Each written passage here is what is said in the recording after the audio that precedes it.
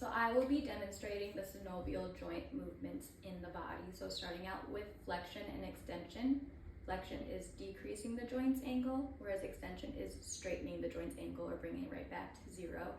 So this is elbow flexion, is bringing my hands up to my shoulders, and extension is taking them away. In the shoulder flexion is raising your hands above your head, whereas extension is bringing it right back to zero. For abduction and abduction, abduction is bringing your arms away from the body's midline, whereas adduction is adding it right back to the body's midline. So that's abduction in the shoulder and then adduction in the shoulder.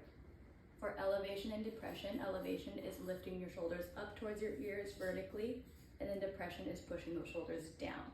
So this is shoulder elevation and then shoulder depression.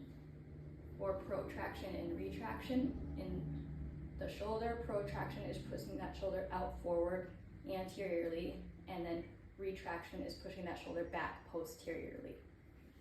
For circumduction and rotation, for circumduction, the shoulder is staying still as the distal portion is moving in the circular formation. So this is circumduction in the shoulder.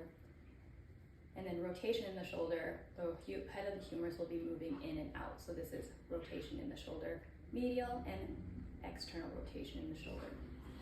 For supination and pronation, supination is the forearm, the palms are facing up or forward, whereas pronation, those palms are facing backwards. So think about holding a bowl of soup, and then pronation is pushing it down.